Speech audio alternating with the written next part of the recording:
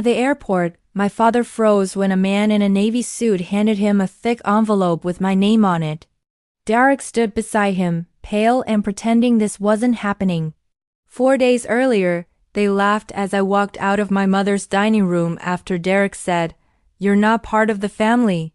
Don't show up." I didn't argue. I just left. Now, their world was cracking the same way they'd once cracked mine. Before I tell you what really happened that night, hit like and tell me in the comments where you're listening from. Have you ever drawn a line with family and refused to erase it? That Sunday was supposed to mean something. My mother called it family dinner, as if saying the word could glue us back together. I spent half the afternoon in my tiny kitchen layering lasagna, brushing garlic butter over bread, picking a bottle of Merlot I couldn't afford. It wasn't about food, it was peace plated and warm, proof that I still cared enough to show up. Their house smelled like cinnamon candles and old photographs, too sweet, too staged. The laughter from the dining room stopped the moment I stepped inside. My father glanced up from his phone, gave a single nod. My mother smiled like she was greeting a neighbor she didn't want to talk to. Derek leaned back, smug, bragging about his new business deal, the one I secretly bailed out 3 times already. I set my dishes on the table, steam fogging the plastic runner, and waited for someone to make room. No one did. Dinner unfolded the way it always did, chaotic, loud, a play I was never cast in. They talked about the upcoming family reunion, tossing around dates and hotel names, like I wasn't even sitting there. I listened, nodding where I was supposed to, heart pounding harder than it should have. I didn't want an invitation. I just wanted acknowledgement. When the conversation paused, I smiled and said as evenly as I could, "Just tell me when the reunion is. I'll book early this time." The words hung in the air for a second too long, then fell flat. My mother's fork scraped her plate. Derek didn't look up. My father cleared his throat and asked if anyone wanted more bread. I should have been used to it by then, the way they erased me in plain sight. But something about that moment made the air feel thinner, sharper. Maybe it was the effort behind my calm voice, or the way my mother refused to meet my eyes. Maybe I was finally old enough to recognize cruelty when it wore manners. I poured myself a small glass of wine and sat back watching the scene play out like I wasn't in it. The golden child in his audience, the mother keeping peace through silence, the father measuring control in tone. I told myself to breathe, to not ruin another Sunday. But a part of me already knew peace that depends on silence isn't peace. It's training for surrender. That was the last Sunday I tried to earn my place at their table. The pause after my question felt endless. And then Derek finally looked up. He leaned back in his chair, that smug half-grin he always used when he wanted to land a punch without moving his hands. "You're not part of the family," he said, loud enough for everyone to hear. "Don't show up." No one gasped. No one told him to stop. The room didn't explode. It caved in. My mother pressed her napkin to her lips, trying not to smile. My father slapped the table once, laughing like it was the funniest thing he'd heard all week. The noise filled the room, sharp and tinny, bouncing off the walls. The table erupted in laughter. I remember thinking how strange it was that a sound could hurt more than words. I stared at the lasagna I'd made, steam still rising, the cheese bubbling like it belonged to someone else. I could feel heat crawl up my neck, not from anger, but from the shame of realizing how easily they rehearsed this scene without me knowing. I didn't say a word. I set down my glass, folded my napkin, and pushed the chair back slowly enough to make them uncomfortable. Derek smirked. "Oh, come on, Jenny. Can't you take a joke?" I met his eyes for the first time that night. "You meant it?" I said softly. He didn't deny it. None of them did. I grabbed my coat from the back of the chair. My mother's voice trailed after me, thin, polite, useless. "Jenny, stay. It's just dinner." "No," I said, sliding my arms into my sleeves. "It's a message." I got it. The air outside was freezing, the kind that stings your eyes. Behind me, the laughter started again, muffled through the door, as if they couldn't bear even a minute of quiet. I stood on the porch for a long second, breathing in cold air until my chest stopped shaking. Then I walked to my car, lasagna untouched, still steaming in my hands. There's a kind of silence that doesn't beg for explanation. It announces its own ending. I didn't slam the door or cry on the way home. I just drove through the dark suburbs, headlights slicing through fog, thinking one clear thought that repeated like a heartbeat. This is the last time I try to belong somewhere that laughs when I bleed. The next morning, I woke to sunlight cutting through my blinds, the kind that makes dust look like snow. My phone lay face down on the counter. No calls, no messages, no apology. The silence was louder than anything they could have said. I made coffee, sat by the window, and tried to convince myself that peace felt like this, empty but calm. But peace isn't quiet when it's built on avoidance. It's just waiting for the next wound. By the second day, the calm turned brittle. I checked my phone once, then twice. Nothing. They hadn't even noticed I was gone. Or maybe they had, and that was the point. On the third night, I left my phone in another room and told myself I was done caring. On the fourth day, my phone finally buzzed. I stared at the screen for a long second before opening the message. Derek. Hey, weird question. Did your bank block the transfer? The loan payment didn't go through. No greeting, no sorry, no mention of the dinner. Just business straight to the wallet. I read it twice. My thumb hovered over the keyboard, then typed 4 words that felt like they'd been waiting years to exist. Me, not family, not funded. Then I blocked his number. I thought my hands would shake, but they didn't. Instead, a strange calm spread through me, the kind that comes right before a storm. Except this time, the storm wasn't mine to weather. An hour later, another text appeared. This time from my father. I didn't open it. I just flipped the phone over and let it buzz against the table until it stopped. The only sound left was the low hum of the refrigerator, steady and uncaring. That night, I sat on the floor surrounded by old bank statements, receipts, transfer records, years of emergencies that always had Derek's name attached. The amounts blurred together. 200 here, 500 there, 1,000. When his business almost failed, my stomach turned. The pattern was clear. My generosity had become their safety net and their weapon. I pulled a yellow highlighter across each transaction, watching the paper glow under the lamp. Every mark was a bruised proof of how long I'd been funding their comfort at the expense of my sanity. When I was done, I stacked the papers neatly and whispered to no one. That's over now. Outside, rain started to fall against the glass. For once, it didn't sound lonely. The next day, my phone stayed quiet. No calls, no laughter, no Derek, but I knew how this worked. People who feed on you panic when you stop bleeding. By evening, I heard the first knock on my door. Then another, harder this time. I didn't move.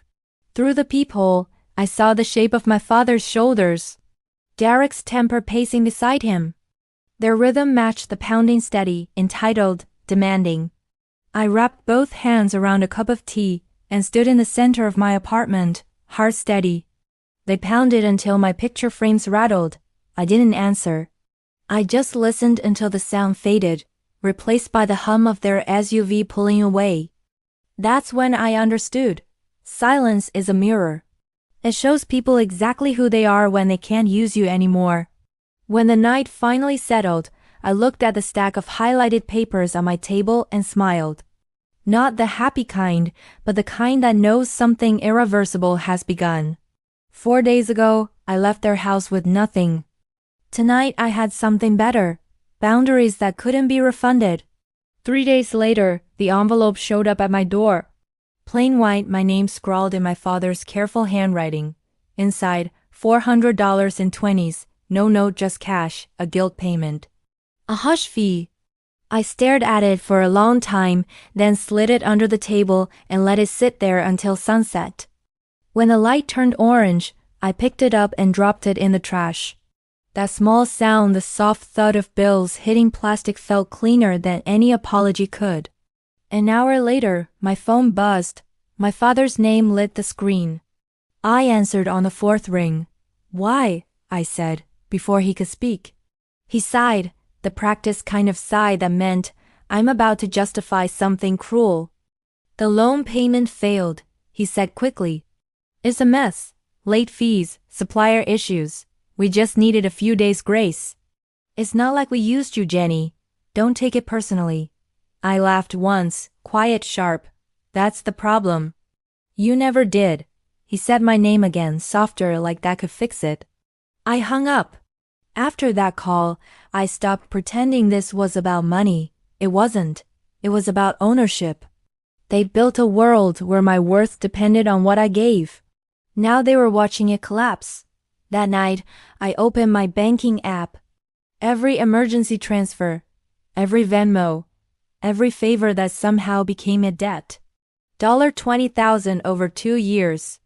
I printed every statement until the printer whined in protest.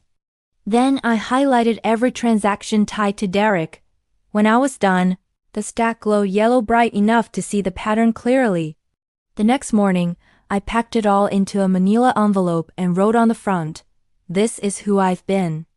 Ask yourself who you've been. I dropped it in the post office box and didn't pay for tracking. If it got lost, that meant it had already done its job. By that afternoon, their calls doubled. My mother left voicemails full of tremors that sounded rehearsed. Things got out of hand, sweetheart. Come for lunch. We'll talk. Then another at midnight. Family gets through things, Jenny. Derek's under so much pressure. 4 mentions of family in 1 minute. Like a spell. On the 5th day, an email came. Subject, repayment plan. It was a spreadsheet color-coded. Ridiculous. Derek listed amounts he might start paying back next year. At the bottom he wrote, "Let's move past this. We're family, right?" I stared at the word family until it blurred. That's when the call came from a number I didn't know. "Miss William," a calm male voice said. "Thomas Reed, Greenlight Legal. We're confirming your co-signature on a $10,000 business loan for Derek William." My pulse stopped. "Excuse me?" "It appears your signature's on the document," he said. "We're verifying before processing. I never signed anything." A pause. "We've noticed inconsistencies. You won't be held liable. We'll be in touch." When the call ended, I just sat there staring at the wall. My hands trembled not from fear, but from clarity. They hadn't just taken my money. They'd taken my name. "I called a lawyer I knew from work, Miss Parson." Her voice was steady, sharp. "This isn't a misunderstanding," she said. "It's identity fraud. Stay calm. Document everything. We'll handle it quietly." That word quietly made sense. People like them thrived on chaos. Silence was how you beat them. So I documented everything, every voicemail, every forged bill, every payment I made in good faith. I labeled the folder paper cuts, small wounds that finally bled the truth. The next morning, my lawyer sent the cease and desist letter to Derek's business address. 2 hours later, I got an email from him. "You think you're better than us now? You'll regret this." I didn't reply. Instead, I drove to Grandma's cottage, the only place that ever felt safe. She opened the door before I knocked. "Took you long enough," she said. Her voice didn't need to ask what happened. When I told her everything, the dinner, the forgery, the threats, she didn't flinch. "They'll always take you for granted if you stay on the ground," she said, pouring tea. "Stand up and they'll call you tall like it's an insult." Outside, rain started again. "What should I do?" I asked. She looked at me, eyes steady. "You already did it." 2 weeks later, my father and Derek stood in the middle of the airport, their perfect world unraveling, when a man in a navy suit handed them a thick envelope with my name across its summons, official and final. I wasn't there to see it, but Miss Parson texted me one line. "Enough. They've been served." I stared at the message, feeling nothing like victory, nothing like guilt, just the quiet relief of someone who finally turned the lights on in a dark room. For the first time, I didn't owe anyone a single thing. When the dust finally settled, the silence didn't feel heavy anymore. It felt earned. The legal mess untangled exactly the way it should have. Derek's fake loan was voided. His business accounts were frozen. My father tried to argue, but every lie left a trail of paper with his signature on it. Miss Parson handled it all with surgical calm. She didn't gloat, and neither did I. Justice doesn't need applause, it just needs to work. I didn't check on them after that. I didn't have to. News traveled through whispers. Derek's business collapsed. My father's credit was ruined. My mother avoided neighbors who finally stopped believing her misunderstood family stories. One night my mother called. I almost didn't pick up, but something in me, the part that still remembered her hands braiding my hair, made me answer. Her voice was softer this time, stripped of performance. "I'm sorry, Jenny," she said, voice breaking. "For all of it, for not protecting you, for letting them use you." I didn't cry, I just listened. When she asked if I'd come to the reunion, I said, "No, Mom, I can forgive you from here." She didn't argue, just whispered, "I love you," and hung up. That night, I sat on the balcony wrapped in a blanket that smelled like rain. The city lights flickered below, steady, indifferent. On the table beside me was an envelope full of receipts, proof of everything I'd carried for them. I slipped it into a drawer. Some truths don't need revisiting. They just need to exist. I made tea, turned off my phone, and exhaled. For the first time in years, peace didn't feel like something I had to earn or buy. It felt like something I'd built out of silence, boundaries, and the courage to stop bleeding for people who never noticed the wound. I used to think peace meant everyone getting along. Now I know it means walking away and still wishing them well. The family reunion went on without me. Their table was perfectly set except for one empty chair in the middle. That space said everything I never had to. If you've ever had to choose yourself over people who kept taking, remember this. Silence isn't weakness. It's recovery. Thank you for listening to my story. Tell me where you're rewatching from, and if you've ever had to draw a line with family. Your stories keep this space real. And don't forget to subscribe. There's more truth where this came from.